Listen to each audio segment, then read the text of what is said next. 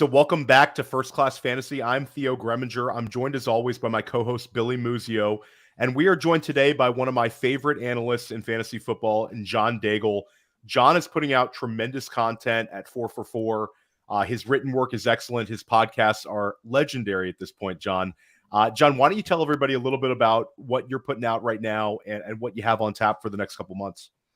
Too kind for the intro. I appreciate it. And right now we are all in that post-draft world. And so if you have rookie rankings going on, for example, my rookie rankings and tiers are up live at 4for4.com if that's your thing. If not, my best ball tiers, as you mentioned, will be available beginning next Tuesday, every single position at 4for4. So whatever you're into this time of year, I guarantee you there's something up for you over there. And the Most Accurate podcast is very, very good. I have the John and John podcast in my continual gym rotation. It's John Paulson and John Daigle, going over pretty much everything relevant in fantasy and helping us be better drafters. John, let everybody know when those are dropping.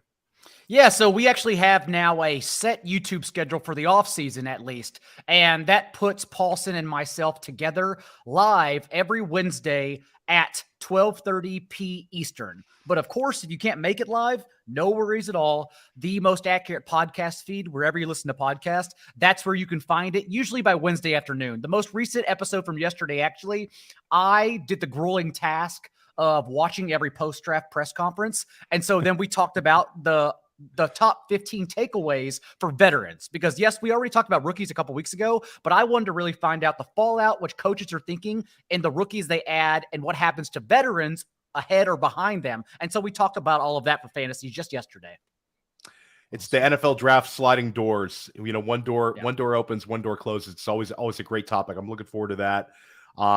And yeah, we highly recommend John. And then John and John are also participating in our draft kit, which is going to drop at the end of the month. Billy is also going to do. Billy, you're doing Amon-Ra St. Brown. That's right. Yep. I'm stoked for that one. So we're really excited. That's winding down. That should be available to you on June 1st. So we're really excited about that at PlayerProfiler. Very excited. That it usually sneaks up, Theo. I know you have to come into my DMs and remind me like so many times a week. But I will be there, and I appreciate you asking me. I always appreciate the invite. Anytime I can work with PlayerProfiler and Kelly and all of you, I'll always do it. I'm creeping in a lot of people's DMs right now, John, reminding them we got deadlines here. It's the borderline of post-draft and us trying to get everything out while also taking this quote-unquote vacation for the next 2 months. Because really, it really does go on forever. There is no off-season anymore. But anytime I can get any amount of sun in while doing this work like we can right now, I take advantage of that usually. No, for sure. For sure. And Billy, we got a lot to cover today. The show sheet is packed. Me and you had an opportunity to kind of sit back and talk about post NFL draft fallout, between the two of us. And now we have a chance to bring in the first of a few really great guests that we've got lined up for May. So I'm stoked. How are you doing today? Doing great. I'm excited to hop in. Twitter post yesterday, people you're on one or the other side of the fence about Bijan Robinson. There's not a lot of people in the middle. We saw his ADP creep up to RB2 in Underdog as of this week, which is a little asinine to me. But before we jump in, let's take a quick word from our sponsors, and then let's dive right into the RB1 talk. People always ask me, hey, what is the World Series of fantasy or the Super Bowl of fantasy football? And it's easy. It's the FFPC, the Fantasy Football Players Championship. It's a $6 million prize pool. And they've had their Never Too Early Best Ball Leagues cranking since February. And so the FFPC is the answer to so many questions. Hey, where's the best place to get a Dynasty Orphan? Well, you can adopt a Dynasty Orphan at the FFPC. That's why we partner with them. If you want to play fantasy football for low, medium, high stakes, seasonal, best ball, dynasty, go to the FFPC. And don't forget, promo code Underworld to get you $25 off your first team. $25 off your first team, no matter what team it is, no matter what format it is, at the FFPC. Go do it.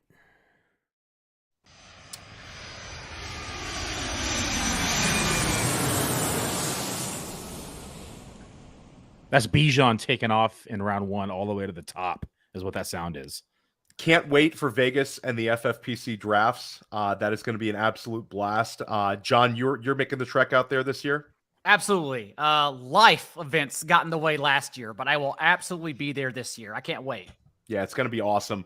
And guys, First Class Fantasy, we're already talking with guys like John. We're planning out our FFPC main events. We're planning out our high stakes leagues. And I think a lot of podcasts these days, I have respect for tier-based drafters. But at the end of the day, tiers aren't really going to win you the money. You want to nail it, especially at certain positions. Just to talk about one of the greatest advantages you can get in high stakes fantasy is having the RB1 overall. Last year, there was a 79-point gap between Austin Eckler, the RB1 overall, and RB5 overall, Saquon Barkley. And in 2021, the gap was even larger. It was a 105-point gap between Jonathan Taylor and running back 5, Leonard Fournette. We've had a lot of go back and forth. There's rumors that Billy might be a Bijan hater. We want to put those to bed. But I first want to put John on the spot here. Who is the RB1 overall this season? It is boring, but it's still Christian McCaffrey for me. And I have heard people cite the splits about when Elijah Mitchell was healthy second half of the season, how McCaffrey's touches dipped. And although that did happen in the second half, that is true. I don't think anyone's using context correctly because McCaffrey's touches dipped in the second half of blowouts. Like McCaffrey with the 49ers last year played 98% of first half snaps. There's a reason why he wasn't getting touches in the second half because they were blowing teams out of the way. And so now if you're assuming any more competition, any more competitive games, there's just no way, in my opinion, McCaffrey isn't an every touch back, even with Elijah Mitchell healthy. So for that reason, again, it's not sexy, it's boring, but he's still the RB1 overall for me. Billy Muzio. 100% agree. Yeah, the splits are one thing, and you take a look at the way this offense is going to operate this year, right? The quarterback controversy. What are they going to do? They're going to lean on the run game. They're going to lean on the dump offs. They're going to utilize Debo more again. They're going to utilize Christian McCaffrey. I think we can see him used in a wide range inside this team again here in 2023. When it mattered most, right, against Philly, he was on the field 100% of the time. I mean, 100% of snaps that blowout game where they lost Brock Purdy. So what Daigle said is absolutely accurate. It's hard to compete with a back to compete for the number one spot when you're seeing, 100 plus targets. You're seeing 240, 250 rushing attempts, right? There's 1,800 yards is almost the floor for Christian McCaffrey if he stays healthy from all-purpose yards because he's going to be so active in the passing game. He's going to be, seeing that 56, 55% of the rushing share on the ground. And so it's hard to compete with that from anyone else who's coming in to try to challenge in that number one role. Because of the amount of targets that he's going to get, it's automatically going to prop up his PPR value, right? The only other back that's going to see even near the same is Austin Eckler. And if, Kamara stayed healthy and it wasn't suspended, then he could at least be close to that number, but still he's going to be 20 to 30 targets behind these two. And so I don't see somebody like Bijan coming in and dethroning him as the number one running back just because of the expected pass volume. And we just, it's hard to beat those numbers from a running back perspective. I think that the one like unknown upside thing with McCaffrey, even though he's an older running back, is that this is an entire offseason where he's with the 49ers organization. He was basically learning the playbook on the plane coming from Carolina, and he produced right from the word go. Mm-hmm. We certainly saw him smash with Brock Purdy. Like those splits were extremely promising for putting up massive numbers with Purdy. I think the only thing that would give me pause, and McCaffrey is my RB1 overall as well. The only thing that gives me a little bit of pause is over the last 10 years, we have not seen a running back entering year 7 perform at this level. We've seen 2 RB1 overalls come in year 6. It was Eckler last year, and it was Jamal Charles way back in 2013. It's pretty much been a younger man's game when you're trying to determine the RB1 overall. So that gives me slight pause, and I think that people are really betting on Eckler and McCaffrey, where year 7 is a little bit tricky. Now they're both incredible athletes, and they're both pass catchers, so it's potentially less of a breakdown than your traditional between the tackles guy. But that does give me a little pause. And Billy, that's a nice segue to our next question, because right now Bijan Robinson has steamed up to number 7 overall in the FFPC 350s, the Players Championships, and he's also on Underdog, has steamed up incredibly high. He was already going pretty high before the NFL draft. The top 10 draft capital, I mean, I think it's pretty much in fuego for Bijan Robinson. So you've had a little bit of pushback on Twitter yesterday. We'll start out with you on this, and then we want to hear from John. Where should drafters be selecting Bijan Robinson? So I'm fine, like the end of round 1, beginning of round 2, right? That's okay. And when I say I'm giving pushback or I'm getting pushback, it's just because I don't like the RB2 price tag, right? I could see him going more of kind of like the beginning to middle of round 2 is where I think he should go. I understand he's a generational talent. Love the talent. Just love the fact he's going to get a lot of opportunities on the ground. But in order for him to surpass Christian McCaffrey, Austin Eckler, and finish in the top, so let's just call it top 2. We can even call it top 3, because last year we had 3 running backs above 300 fantasy points. In order for that to happen, he's going to need to see one of 2 things. One, he's going to need to see 300 plus carries and 12 to 1,500 yards on the ground, as well as 12 to 15 touchdowns. Or 2, he's going to have to see 100 plus targets and 200 plus carries. That's what Christian McCaffrey saw last year, was one of those categories. That's what Eckler saw last year. That's what Josh Jacobs saw last year. So in order for that to happen, we're going to need to see volume of that magnitude in one of those 2 categories. The rushing game is more likely than the passing game, because the expected pass volume inside of Atlanta is one of the lowest in the NFL. I actually have him projected for the lowest expected pass volume inside 2023. And so when we talk about his total piece of the pie from a target share standpoint, like I have him projected for 10% of the total targets inside the passing game, but 10% of 450 or 460 targets is not going to get you to 100 targets. If this was somebody like the Steelers or somebody like the Chargers, who are expected to throw the ball, top 10 in the league, and the Chargers are expected to be the number 1 pass heaviest offense inside the league, than the Chiefs. And so if you have 600 to 700 passing attempts, then the likelihood of you actually hitting these numbers from a target share standpoint and being involved to get 60, 70 catches, it's more feasible. But to me, in this offense, it's going to have to be on the ground. We don't expect them to be in a situation where they're leading a lot of games to where they're going to be able to just continue to pound the ball. Arthur Smith does like to run, so they're going to just continue to go against the grain and run the ball. But there comes a point where you're going to have to throw the ball if you're down by 2 scores or down by 10 points, whatever it may be.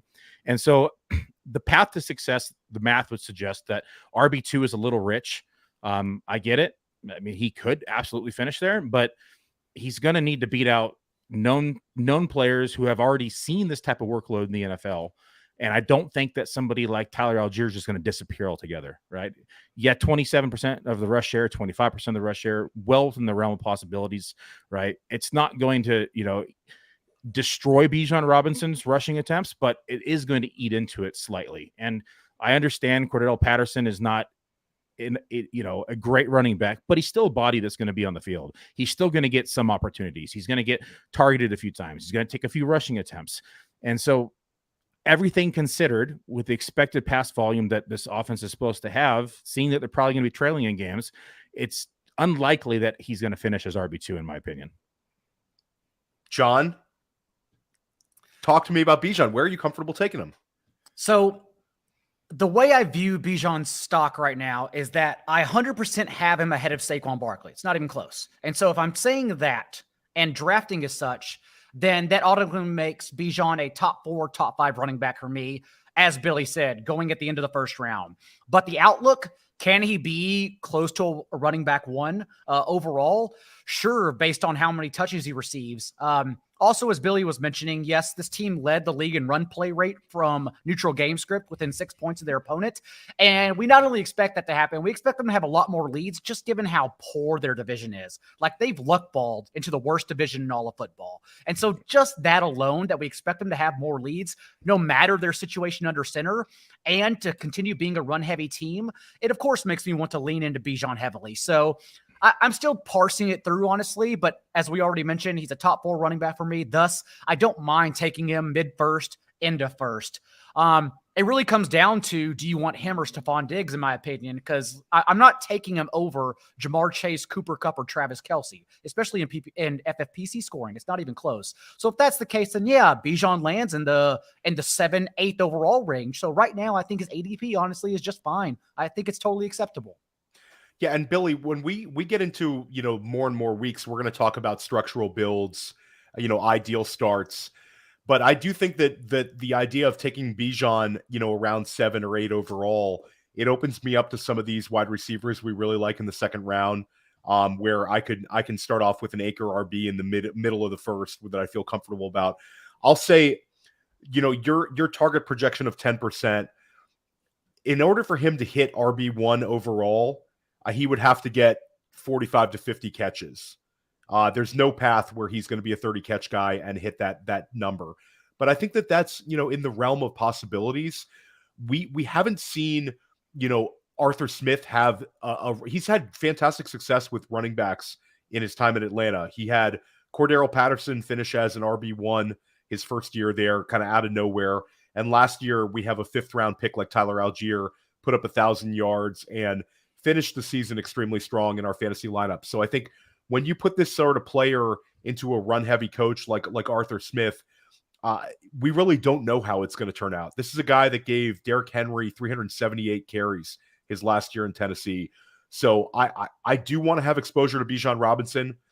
I think that it takes a great leap of faith to take him over an Austin Eckler. But a lot of times when these guys come in, I talked about, the younger backs it's a better bet over the last 10 years to bet on a first-year guy than a 7th-year guy. And that's kind of the one big selling point. We saw Saquon Barkley crush his rookie season. We saw Ezekiel Elliott crush his rookie season. And I think that's very much the possibility for Bijan this year. It's very interesting, though, Billy. It's like steamed up to – usually it takes the drip of the summer for these guys to settle in this range. Like I remember Zeke, when you talk about like those high stakes drafts, it took a little while for him to settle into like the middle of the first. Saquon, it took a little while for him to settle in at like the 110, but Bijan, it's like a rocket ship to the moon. Is it unlike anything you've ever seen, John, from a running back perspective? I do think it is. And I recently heard the great Rich Rebar mention on a podcast that 30% of 30 draft capital accounts for 30% of a running back's fantasy points in years 1 through 3. An amazing stat I didn't know until I heard Rich talk about it. And what do we have here? Of course, number 8 overall capital, and really only a 5th round rookie who was good. Like Algier rushed for 1,000 yards, but a fifth round player nonetheless as the only speed bump here ahead of the number 8 overall pick in any draft. And so that alone tells me, of course, I want to still be high on Bijan. I still want to diversify it, Billy, because like you, I'm trying to wrap my head around it, right? And to your point, Theo, I think you're right. It's just a sticker shock. It's not even that he shouldn't be here. It's just knowing that we haven't seen him play an NFL game yet, even though he is. It's true for sure that he is the best prospect at running back since Saquon Barkley. But I think it's just the initial stock that is terrifying, at least. But again, I think it's acceptable. I'm just coming around to the idea of accepting it more than anything. Yeah, for me, like, I think, Daigle, you said RB5 or 4 is where you said you had him. And I think that's a little bit more realistic, right? When you see his ADP as RB2, that to me is where I'm just like, enough's enough, right? Like, there's a big difference between RB2 and RB5. And then again, another difference between like RB5 and RB8. And so being an RB1 is like a lock, in my opinion, for Bijan Robinson. Like being inside top 10, top 12 running back, absolutely. That jump to 2 is just the one I can't get over, right? And I think there's a path to where it can happen, but it's going to take a lot in order for it to go that way. And if people continue in drafting here, I'm a big component and believer, and I preach about getting value in drafts and being able to draft people who are going to outperform their ADP in order to win more leagues. We are drafting Bijan at ceiling. And so if he is going as RB2 on average right now, there's only one more spot higher that he can perform in ADP that's going to give you any return on that on that to outperform his ADP. And so I would much rather take a chance of somebody going in like let's talk about like Ramondre Stevenson, right? Who's going in the middle of round 3, who saw 80 plus targets last year. And so to be able for him to come in and outperform that and then finish as a top 5 RB potentially, you're getting a lot more value for where you took him in drafts. And so for me, it's just a cost analysis. And I look at it and say, I'm just not willing to pay the price because there's a lot of downside involved here that people are just glossing over because of his talent coming out of his prospect talent coming out of college and landing in this situation where he is a top 8 pick. And so there is a lot to like about him. I'm not saying that there isn't, but there is also the flip side of the coin that we have to be concerned about that people aren't discussing. I thought, John, your comment was very interesting because for weeks, Billy and I have had guests on. We've talked about certain things like Bijan versus Jonathan Taylor, which I think was at one time an interesting debate before this steam. But you mentioned now it's like Bijan versus Diggs. It's not Bijan versus the running backs. It's Bijan versus the opportunity cost of these fantastic players. So like right now in Underdog, he's going between Travis Kelce and Stephon Diggs. And right now on FFPC, he's like right there with, he's almost at like the Tyreek Hill level. So that's where we are. That's where we're at, guys. That's where we're at. That's the point I keep coming back to with Bijan is big picture. Who would I take him over? Not the running backs. Don't even want to have that conversation, but big picture wide receiver. Who do you then become taking him over? And I think for me, I would take him over Diggs and Devontae Adams. Probably not Cooper Kupp and Tyreek Hill. Like Tyreek Hill averaged over 3 yards per route run with 2 on the field last year. And they hammered him targets. Like they schemed him a career high in targets. He complained about getting a career high in targets in his final year with Mahomes. They then traded him and he complained properly because he got more targets last year. And that was 170. And that was with Tua injured. So yeah, like I think I want to be higher on Tyreek Hill, but that's kind of where I start diversifying and knowing I'll play like 6 to 10 main events. I definitely will go like half Tyreek, half Bijan and go from there. Love the 6 to 10 main event flex too, John. I love getting that in there. That was awesome. Well, we're partners. I get a couple of them. Like it's not just me. Don't worry. It's not just my wallet. No, 100% guy. John is a great drafter. That's a great segue though, John, because right now I think that we can all agree that people have a little trepidation with the running back position kind of after we get below like kind of the Saquon level. There's the running backs that Billy and I have talked about for weeks, like the Ramondres, the Tony Pollards that you get a little bit later. But the middle of the second round, the middle of the first round down to the middle of the second in early FFPC 350s is a complete wide receiver zone. And they almost go in a row. So this is another thing where we talk about, we want to nail the wide receiver position. We don't want to just dive into this tier and say, hey, I want to get one of these guys or two of these guys. So John, wide receivers 4 through 12 are so close in ADP right now. This range has kind of given us these big league winners too. So this is very important. Diggs, CeeDee Lamb, Cooper Kupp, AJ Brown, Amon-Ra St. Brown, Devontae Adams, Garrett Wilson, Jalen Waddle, and I'm missing one here, guys. Who am I missing, Billy? Devonta Smith. Yeah. Devonta Smith usually climbs into that tier. So we're talking about a really big range here. John, give me the one guy you really want from this group of wide receivers, and give me one that you think could really fail or potentially be a purgatory guy, at least at this selection. So one you're highest on, one you're lowest on, and I could read them again if you'd like. No, it's good. Cooper Kupp is quite easily the one, and you'll see in my best ball tiers next week at 4. I have him in the same tier actually as Jamar Chase, and I'm trying to parse if I want Kupp as wide receiver 2 overall, because overall I'm going to be higher on the Rams passing game this year, not only because their defense is an absolute disaster, especially after trading Jalen Ramsey. I mean, it's basically second to the Cardinals defense in terms of worst defenses in the league, but also the Rams offense is now being double discounted when the discount happened last year and people were incorrectly drafting them.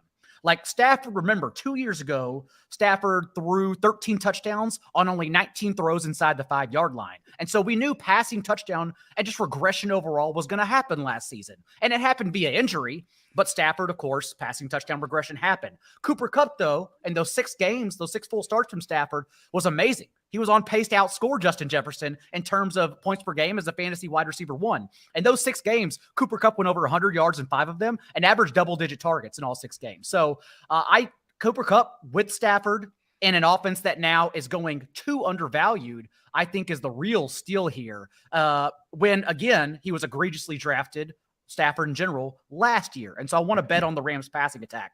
But the one that dips for me, honestly, is probably Jalen Waddle, if only because he does continue being treated as like a wide, as like the A, what am I looking for? The wide receiver B to Tyreek Hill, but it's not. It's actually like Tyreek Hill is wide receiver 2 and finishing top 5 in percentage of teams' targets among all wide receivers last year. And then you have to dip all the way down to 17% of the team's targets with Jalen Waddle. Like, it's not even close the way they treat Tyreek Hill and Jalen Waddle. Waddle is clearly a wide receiver 2 who does not compete as a wide receiver 1 on that team. So unless you're trying to double stack him with Tua, which, as we know, for redraft, we're not doing that so much. For best ball, yes, but redraft, I don't mind missing out on that.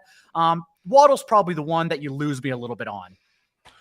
Yes, so for me, the one that I feel really strong on, and I hope I'm not stealing Billy's answer, but it's CeeDee Lamb. Like, I love CeeDee Lamb this year. We started seeing CeeDee Lamb take that step last year, and I also love the fact that with Dalton Schultz gone and the question marks they have at the tight end position, I think that there's an opportunity where CeeDee Lamb starts being used more heavily in the red zone, that he's like their red zone attack. So I'm big on CeeDee Lamb this year. I think he could even take a step forward. If it's not a Jamar Chase or a Justin Jefferson finishing as the wide receiver 1 overall, I think it could be CeeDee Lamb this year. So I'm big in on him. And I really hate to poke holes at trying to find the guy that's going to fail out of this group, because I like a lot of them. And I think I have like a lot of priors on these guys, but it's more likely, if we're looking at it in a historical context, it's the guys that have gained so much steam from their ADPs last year. So those would be Devonta Smith, Jalen Waddle, Garrett Wilson, and Amon-Ra St. Brown. One of those 4 is probably going to be the one that's going to not return value. And not returning value there could mean that this player finishes like wide receiver 18 overall. But if they finish wide receiver 18 and you're drafting them at this sort of range, that really, really hurts your build and it hurts your wallet. So I'm going to go ahead and say, as much as it hurts me to say this, it's a guy that I've drafted a number of times over, sort of similar to your Jalen Waddle argument. Devonta Smith, I think, could be a guy that fails to hit these big numbers, just because it's AJ Brown year 2 there. Maybe they have an even bigger path for AJ Brown. You also saw Devonta Smith put up a lot of fantasy points in the weeks that Dallas Goedert was out. Maybe Dallas Goedert stays healthy for the year.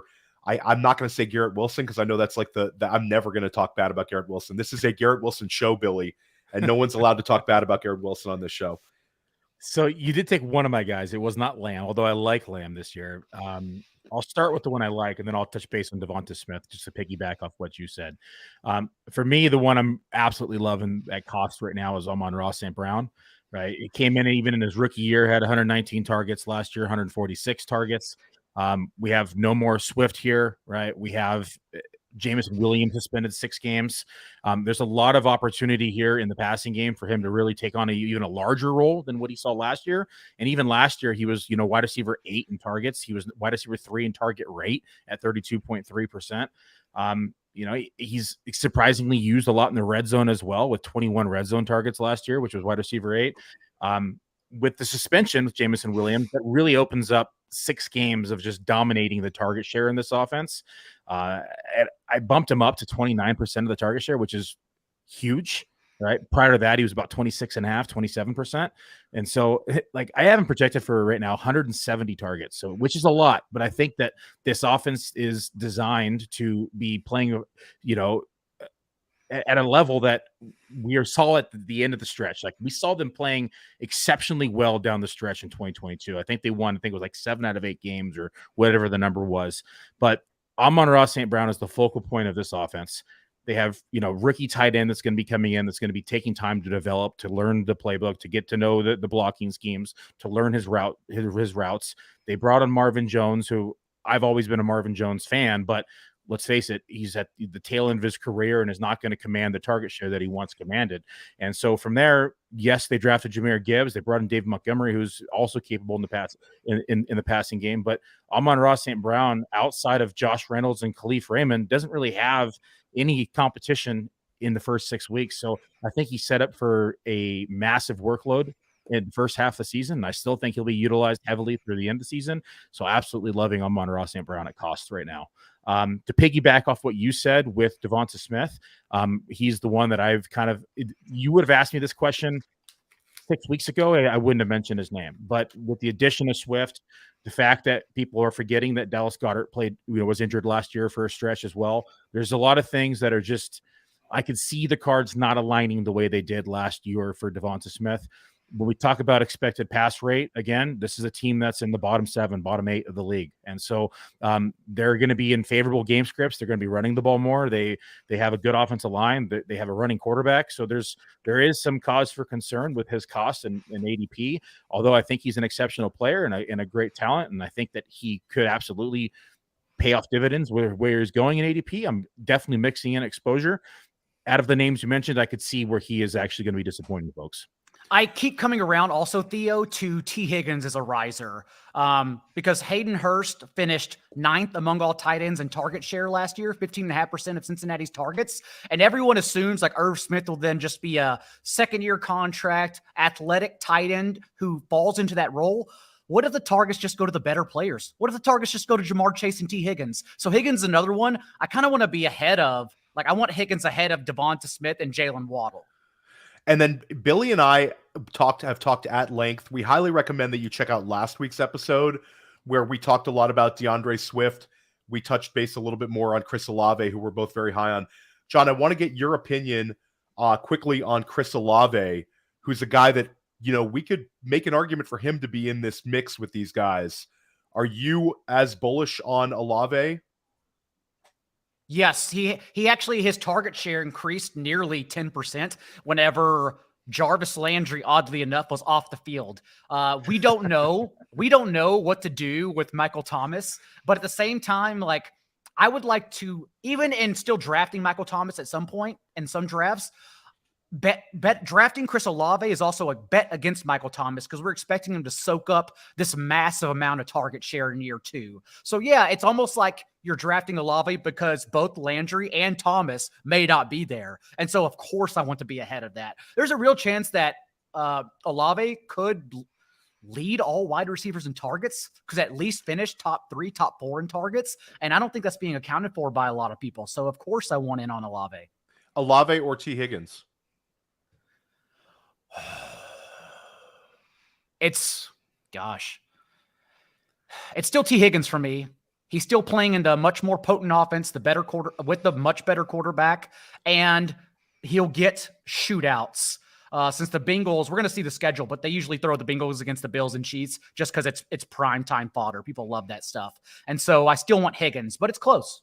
It's very close. So I want to show Daigle, I love what you said. T. Higgins should be in the conversation with Garrett Wilson and Jalen Waddle in that tier. Yep. And just real quick, I'm going to pop it up on the screen so everybody can see here, and I'll get us removed here. Let me zoom in so people can see this. But I actually have T. Higgins right above Garrett Wilson and Jalen Waddle. I am right behind Chris Olave. So right there, neck and neck. Yeah, that was my big sigh. It's like they really are neck and neck. Yeah, let me fix the screen now that I jacked this all up. That's like the Higgins versus Olave one. That's like saying both is such a cop-out, but I'll have exposure to both. But if I was drafting a single team, I'm going to go with Olave just because I think you referenced there's still like a lot of unknown upside there. T. Higgins happens to play with, one of the top 2 receivers in the league in my book in Jamar Chase. So I think he's slightly capped from ever getting that incredible target season. But hey, if T. Higgins ever gets 150 target season, I mean, wheels up for him right there. The Bengals are still, top 3 in the league in expected pass volume. And so I think there's enough to support 2 wide receiver ones in this offense. I love the cost on Higgins this year. Like I got him at 310 in a FFPC best ball the other day. It's the conversation I always hate having, Billy, because Like, I know it's our jobs to decipher these things, like the wide receiver 10 or wide receiver 11. But when people ask me most of the time, I'm like, you're never going to figure it out. They're so close. Yeah, so flip just a take coin. one and go outside under the sun. Yeah, just go live a little bit. I tell people to flip coins. Like, yeah, just, that's okay. So it's the same. flip a coin and go enjoy the sun. Yeah. I always think back. It's the scenario that motivates for getting this one right is the Robert Woods Cooper Cup 2021, neck and neck in ADP, and this whole like I'll take one, I'll take the other. That kind of like we gotta plant flags, guys. We got a couple months to do so, but the flag planting's coming. That same year was also the Debo Ayuk conversation because Go Bills, because of course had both Debo and Cup that year. And it was Jamar Chase and T Higgins, where T Higgins was going ahead of Chase. Because Chase couldn't catch a football in August. Yeah. The drops Twitter got everybody a little bit on that one. Fun year. That was a great year. So last year we actually had a unbelievable season out of Josh Jacobs that sort of snuck up on everybody. Now he's kind of a guy that, kind of lacks buzz. He's settled in. He's going in the mid-second round, but there's not a whole lot of people taking huge stances on him. If anything, he's been the kind of guy that I think has been like kind of a sharp fade for a lot of people for regression. John, is that the correct approach? How are you treating Josh Jacobs? That's the way I came into the season wanting to handle it.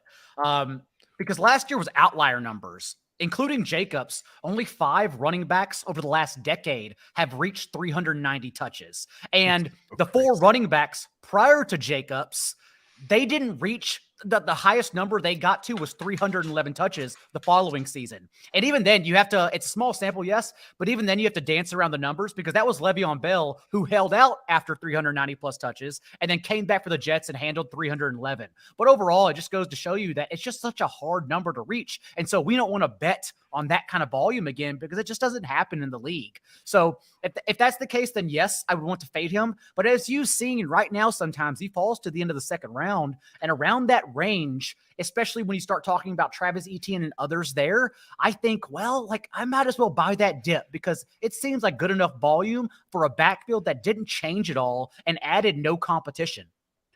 Billy, before it's you funny, answer, real quick, I'm actually curious. You mentioned about the following year. Do you know off the top of your head, outside Le'Veon Bell, did the other ones get contract extensions? Oh, I do not know that. DeMarco Murray, though, did go to the Eagles, so he got a new contract because the Cowboys didn't want to pay him post that massive volume year, and he only handled 237 touches under Chip Kelly that season. I'm curious to see if it coincides with contracts and them not wanting to, burn the tread off the tire, where like we see, and I'm not a big Jacobs fan to begin with, but he's in, like you said, he's in the same situation, the same backfield without any touch competition. And he's again playing on a 1-year deal where he has to go out and play for another contract again. Mm-hmm.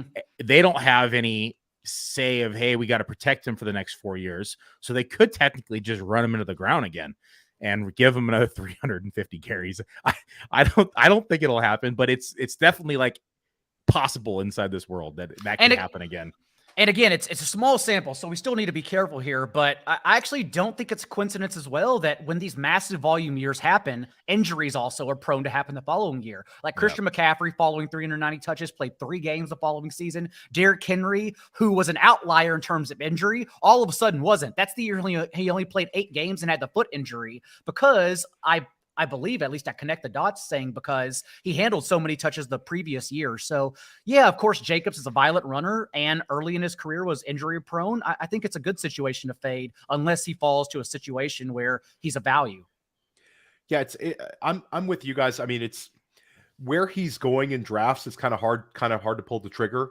Mm-hmm. I just find that it's interesting, and it's when you look at like FFPC drafters are taking him slightly ahead of some of these running backs, but just looking at how underdog drafters are treating Josh Jacobs after his smash season, like Chubb's going ahead of him, Pollard's going ahead of him, Derrick Henry's going ahead of him, and he's like neck and neck with Breece Hall, who's coming off of an injury. So it kind of just shows how savvy drafters are getting, where they're not chasing last year's points. It's just a very, very interesting to me. I would have thought that a lot of these early drafters, especially in underdog, would have been kind of chasing it closer to the end of round 1 kind of where he's settled into.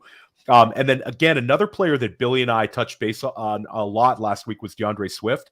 John, what's your expectations for Swift in his new stomping grounds in Philadelphia?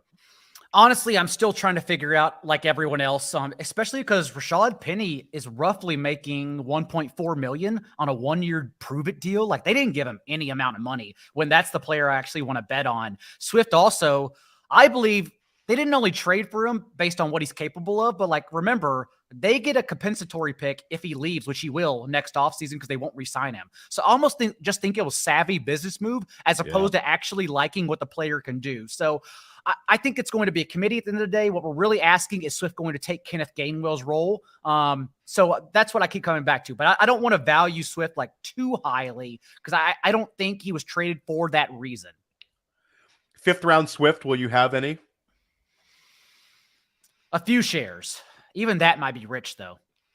That might be rich. But a couple shares. Billy, anything to add on Swift? I know we touched base on him last week, but maybe you could kind of share with John how you're projecting that backfield to break down. It's kind of a mess. Yeah, it is. It's an ugly mess. It's an ugly mess. I'm on the same side as John here. Let me pull up that division real quick. So I have it pulled up. DeAndre Swift at 25.5% of the rush share, which is 135 carries roughly. Gainwell at about 17%, which is 87 rushing attempts, which would be a career high for him. Boston Scott still at 3%. Rashad Penny at 27.5%. So no running back right now projected for over 30% of the rushing share. And then you get to the passing game. The problem is that Kenneth Gainwell is also good in the passing game, and he gained the trust of the coaches in the playoffs last year. So he's going to be involved. He's not just going to disappear. So even giving Swift, a 9.5% target share, we still have to give Gainwell about 5%. Rashad Penny, 1%. So the running game itself on the ground is going to be messy. I think Swift will carve out more of a role in the air versus these other two backs, but Gainwell will still be involved. It's just going to I'm going to curious where the difference is going to be. And I think where he could actually give you value is if Penny gets hurt, right? Which is always within the realm of possibilities. It just depends on when it happens. But 2, it's how are they going to utilize these 3 backs in the red zone? Because they always rotate backs in the red zone. We saw Boston Scott come in and vulture touchdowns last year. We saw Sanders involved in the red zone. Gainwell was surprisingly heavily involved inside the red zone. So if they keep this 3-headed, now maybe possibly 4-headed rotation in the red zone between Scott, Gainwell, Swift, and Penny, it could be a nightmare for fantasy purposes. And to outperform where he's going at cost right now, it's kind of a little steep of an ask in my opinion. So I think it's going to have to be in the passing game if he is going to do it, and he's going to have to just break away runs and get touchdowns, because when they get in the red zone, it's going to be running back roulette. He definitely will have opportunities for touchdowns in this offense, and he's the sort of player that's commanded targets. So I don't necessarily buy into the notion that Jalen Hurts and Nick Sirianni are not going to utilize him as a receiver. I think he's a talented guy.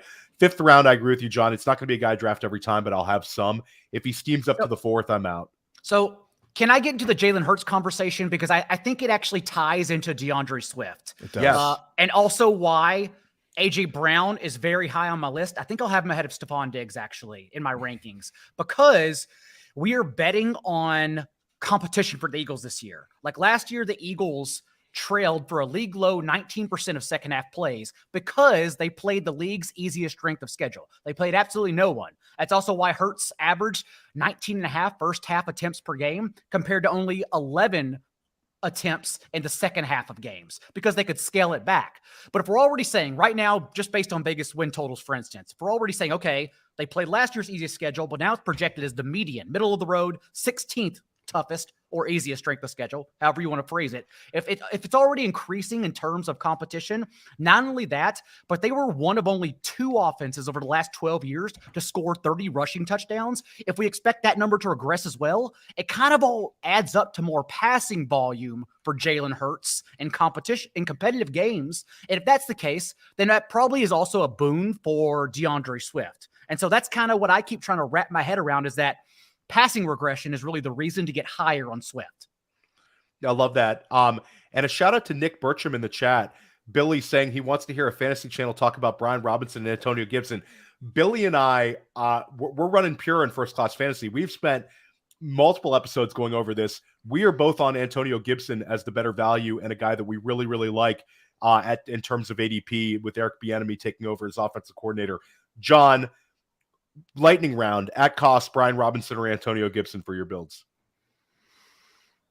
Brian Robinson, trusted him for 18 carries per game whenever he was healthy. I know Chris Rodriguez, yes, in the chat. I know we're laughing, but they did say they had a third round grade on Chris Rodriguez. I went on previous shows pre-draft and said my favorite last round pick was Chris Rodriguez because he seemed like a kind of guy NFL people love. And of course, he's a Ron Rivera guy, like a 20 carry, 2 yard per carry kind of guy. That's who Chris Rodriguez is. Ron Rivera loves that shit. Ron Rivera loves those backs that are not that talented, but they don't fumble. And then he'll, like Antonio Gibson, will have like a 26-point fantasy week the week before, and then he'll cough one up, and he'll be talking about him as a punt returner. So we love it. But yeah, Nick, So definitely check out our previous episodes. Billy and I have gone over a lot of these kind of like skanky backfields and trying to extract value from them. So the third round, guys, in these 350s has become a quasi running back round. We're seeing Derrick Henry sometimes slide in there. Once in a while, slide in the second, but let's call him an early third. Ramondre Stevenson, the suddenly banged up Ken Walker, who Billy has a 4th round share of right now in some best ball tournaments. But let's call him a 5th round share the other day. Let's call him a 3rd rounder for this mental exercise. Najee Harris, Travis Etienne, and Jahmyr Gibbs. We're seeing these guys all kind of go in this round. So much like our wide receiver conversation in the mid-first to the mid-second, we want to really nail this. John, give me your favorite player at cost of this group of running backs, and give me your least favorite player as well.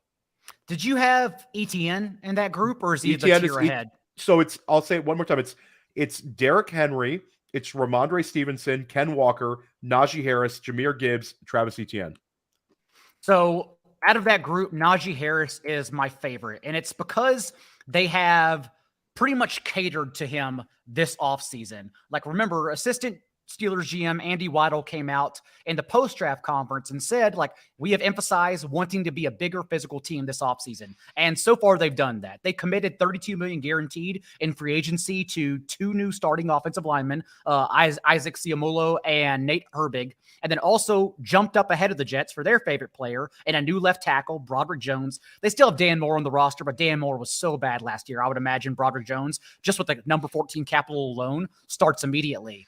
And I know we all love Darnell Washington as like a receiving threat, but Darnell Washington is a big blocking tight end. Like, that's what he does best. 6'7", 265 pounds. And so also added him with day 2 capital. And remember, Najee Harris post-bye from week 10 on, after he got over that ankle injury, he averaged 21 touches per game and was far more explosive. Top 10 in EPA per play among all running backs in that span as well. And so I do think with better offensive lineman play, they have kind of emphasized wanting to lean on Harris all over again. Like, Jaylen Warren's fun, and he's going to be amazing if Harris is ever injured and actually sits out, whereas last year he played through injury. But Harris is still the guy you want, who was going, remember, as a first-round player last year, even though we all knew that was the most egregious pick all offseason was Najee Harris in the first round. But now we're actually getting this like 5th, 6th round discount on him. So yeah, I like Harris quite a bit. Billy, before you answer with the one you like, I'm going to have a special rule for you. It has to be one that's not your favorite besides Ramondre Stevenson. How did you know? Because this is a Ramondre Stevenson show. But we're going to take it out of there, Billy. Give everybody your favorite running back besides Ramondre in this group. Okay, I'll just want to one little stat. Ramondre Stevenson had 89 targets last year. It's sneaky that no one thinks about. He was RB3 in targets last year, and they didn't add anybody. So he's in line for another big role. It was going to be Ramondre Stevenson. So now you have to read me the names again because I was already prepared to talk about Ramondre Stevenson. So it's Derrick Henry, Ken Walker, Najee Harris, Jahmyr Gibbs, Travis Etienne. Give me one you like from that group. Daigle already said Najee, and I agree on Najee. So I'm gonna just add another name in the hat here, and I want to talk about Kenneth Walker because now you can get him in round 5. And so I understand they added Charbonnet here. This offense, though, in general, I think is going to be leaning more on the run game. I don't think they want to have to continue to rely on Geno Smith. Yes, they just re-signed him. He was very efficient last year, but I do think regression is due for him here in 2023. I think they're going to lean more on two running back, but I don't think that Ken Walker just going to disappear. And so now that you can get him in round 5, like, it presents itself as a value. Like, I was totally against Ken Walker when he was going in the middle of round 2. I didn't like it. Didn't like what his cost was. Loved the upside, loved his breakaway rate, loved how many he was, just breaking off huge chunk runs. But the fact that you can get him in round 5 now, I mean, I think now the hate's gone too far. I think that it's dynasty season. The rookies are hyped. It's now, going into against people who have a proven record. And I know that we've only seen the 1 year from him, but he looked really good last year. And so I expect him to continue to get the bulk of the carries. I don't think it's going to change much. You threw me off, Theo, because I was already prepared to talk about Ramondre Stevenson, but the next man up is going to be Walker. I'm throwing curveballs here at First Class Fantasy at Billy. Just keep him on his toes.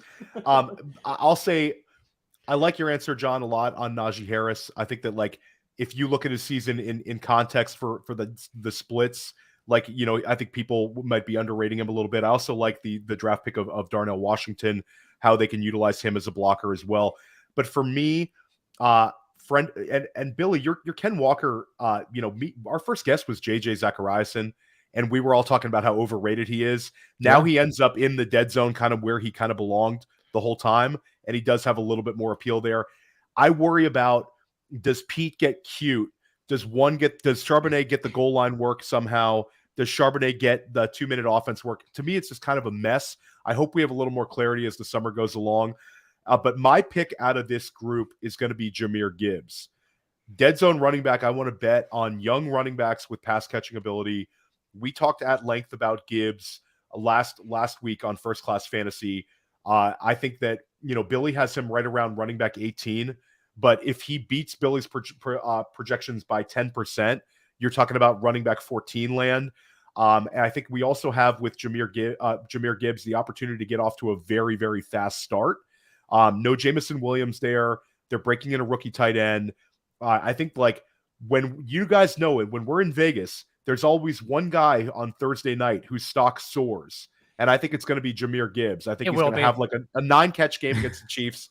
It's the first thing I thought of when I saw the schedule, Theo. It's like, Jahmyr Gibbs is the first-round player on Saturday. There's no doubt about it. Get ready for it, guys. So get your Jahmyr Gibbs shares in early, because if you're a late drafter like we are, you're going to be priced out, and it's probably going to end up being a mistake pick too, John, because he won't be able to hold that up. But, like, you can just see it. Chiefs are beating the hell out of him. Second half, Jahmyr Gibbs has like 7 catches in the second half, and people start losing their mind. So, and there's just so much volume there. Like, I respect the money they gave to David Montgomery. I respect what David Montgomery does as a master of nothing, but can actually just kind of do it all well enough to stay on the field. But at the same time, there's so many touches there, like literally lead the league in carries missing from last year, running back touches missing from last year, and most importantly, 100% of their carries from inside the 5-yard line, all absent. We assume it'll be David Montgomery after he got that $18 million contract, but at the same time, maybe it just does all, or at least some of it, a majority of it, fall to Gibbs. So it's just a chance I'm willing to bet on, not thinking I already have the microanalysis figured out in May of Montgomery just being this person who can't be moved at all. I want to quickly talk about the tight end position. Guys, we often talk about like the tight end dead zone. It's usually like tight end 6 through tight end like 18. A lot of times guys get pushed up. Maybe young players were a little too excited about, even though Billy and I do like a couple of those young tight ends this year. But I want to go dumpster diving with you guys. We're going to take a look at tight ends. Let's call them the low end tight end 2s to the higher end tight end 3s. These guys all have an ADP of like 137 to 178 in these 350s. Tyler Higbee, Irv Smith, Sam Laporta, Mike Gesicki, Michael Mayer, Dawson Knox, Jake Ferguson, Trey McBride, Gerald Everett. Does a player in that group stand out to you, John? Or is this a group you're just completely grossed out by? To me, it's Tyler Higbee. That's the one I keep coming back to because, again, going back to what I talked about with the Rams offense, just betting on them to be better and always having to pass the ball because their defense is so bad. So with an ambiguous situation at their wide receiver 2 spot, I kind of think that Higbee can quite easily finish second on the team in targets. So that's why I just keep betting on Higbee at that range. Top 5 tight end last year. Also because you didn't mention Juwan Johnson, who's like my favorite pick right now. I take him in the later rounds every single time. I love that one. Johnson's definitely an interesting one. I believe he's going right ahead of this group. Correct me if I'm wrong, Billy. I think it surged. I think it surged post-draft since obviously the Adam Troutman trade. Yeah. You might see it start to regress now with the Foster Moreau news. So you might get him back here shortly. Billy, I know there's a guy you like on this list. Do you want to throw the name out? Who is it? Gerald Everett. That's right. For me, it breaks down to just the amount of volume that we're going to see inside this passing game, right? Justin Herbert last year threw the ball 699 times with, a jacked up shoulder, a broken rib. Previous year, he threw the ball 672 times. Expected pass volume right now for me and for projections is the number one in the NFL. I have him one spot ahead of Kansas City. So the Chargers expected to be the pass heaviest offense in the league. Love the fact they brought in Kellen Moore from Dallas, who I think was, definitely an error to let him go, but great. He gets to land inside the Chargers offense and has weapons to play with. Gerald Everett last year, pretty sneaky, finished as tight end 11 in fantasy points per game. We saw him with 58 receptions last year, 87 targets. Again, this is a volume play, right? Yeah, he had a lot of drops. He sucks like it drops. Like if he can just fix that, I don't think he's even in this tier anymore. And so I'm hoping he worked on his hands a little bit in the offseason. But this tier in particular, I don't think anyone else is going to hit even close to 80 to 90 targets in this tier. And this is well within the realm of possibilities for Everett just based on the volume. I mean, I just pulled up the projections here. I have him for a pretty modest 12% target share here, and it's 84 targets of this offense. And that's with them adding Quentin Johnson. They still have Palmer there. We all know that Keenan Allen and Mike Williams have a chance to get injured any given year with their lower body extremities that they always have. And so, who knows what's going to happen with Eckler if Eckler decides not to play. And this is a big what if, right? I don't know. We're kind of playing in never ever land right now, but if he does, that's going to open up another 100 targets. And so there's a lot of paths to success here for Gerald Everett to outperform ADP. Permar in the chat mentioned Sam Laporta, and that's when I keep him and Luke Musgrave. I kind of keep trying to wrap my head around because the easy explanation is day 2 rookie tight end. Like that's all you can say, and then you probably don't want to take part in it. But at the same time, like the Lions are never cited as winners of that T.J. Hawkinson trade, but no one had more touchdowns from tight ends than the Lions over the second half of the season. It happened across 3 different guys, but like the Lions won just as much of that trade as the Vikings did in making that deal because they also got that production and they didn't have to pay T.J. Hawkinson either. And so although even in that span, the second half of the year, it was the 3rd lowest rate of targets to tight ends. They produced in the red zone and they were schemed in the red zone so much. It kind of does make me want to be a little bit higher as a tight end 2 on Laporta.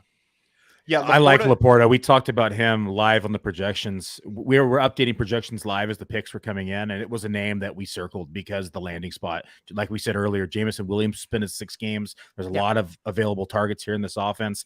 He's going to step into the immediate tight end 1 role. As you said, they were playing tight end roulette last year.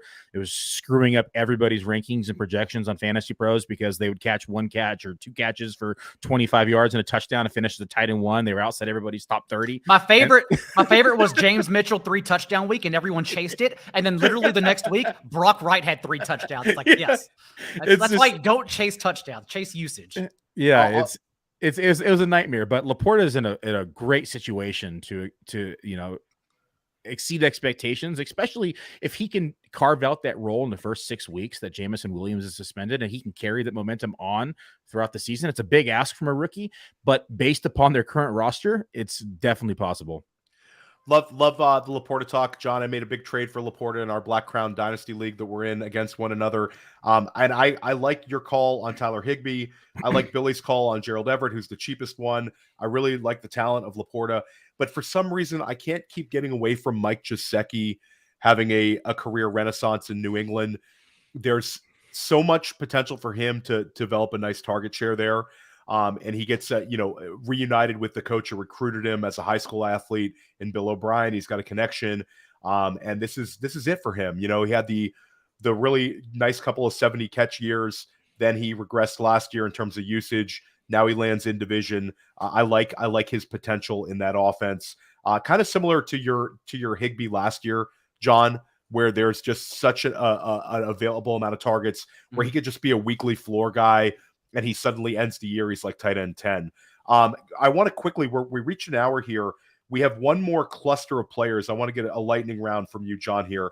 There's these back end RB2s that are going from the end of the 5th round to the end of the 6th round. Who is your favorite ADP value right now from Cam Akers, Rachaad White, Dameon Pierce, DeAndre Swift, Isaiah Pacheco, Joe Mixon, and Miles Sanders? Sanders is the most expensive. Rachaad White is the least expensive of the group, but they're all going pretty much in a line. And what's funny is that I do think Sanders is, well, if we're assuming Mixon is on the team, which I think we're late enough into this process, and there's just no one there, like they're not going to lean on a 5th round running back who doesn't play special teams. Like that's what I also worry about Chase Brown, even at this time of the year when we're trying to draft like the contingency option just in case. Like if Mixon is still there, will Chase Brown even be active? Since in the playoffs, remember, Travion Williams was their primary kick returner. Chris Evans was their primary punt returner. Those two guys are going to be active on game day. So I worry about Chase Brown as the contingency player. So instead, although they are opposite ends of the spectrum and maybe even priced correctly, I do want to be higher on Miles Sanders, and I want to be lowest on Rachaad White. Sanders in particular, the drumbeat just gets louder all offseason long. Deuce Staley earlier this offseason mentioned Sanders wanting to return to being a 3-down back again. That's how they want to use him. Sanders post-draft came out and said he does actually want to be featured in the passing game more, since he had that 10% target share as a rookie, but his target share dipped progressively every single season over the last 4 years with the Eagles. And I do think the last 2 seasons, you can actually just attribute that to a rushing quarterback in Jalen Hurts, since we know rushing quarterbacks target their running backs at the lowest rate.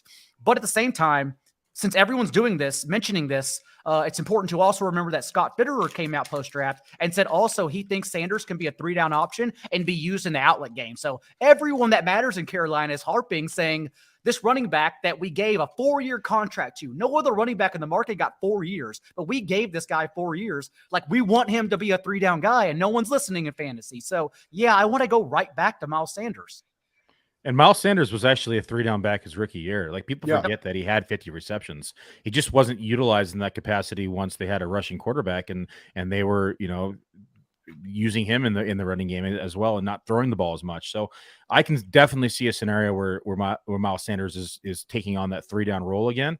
I just talked about Joe Mixon yesterday in Man vs. Machine, Theo, because as John just said, like, he tried everything in his power to get fired this offseason, and he hasn't been, right? All the legal issues that we saw, the word about them possibly going to be releasing him. But as here we are, it's May 11th and he's still on the team. And so actions are speaking louder than words at this point. We have to proceed as if Joe Mixon is going to be the running back here inside the Bengals, and we want a piece of this offense.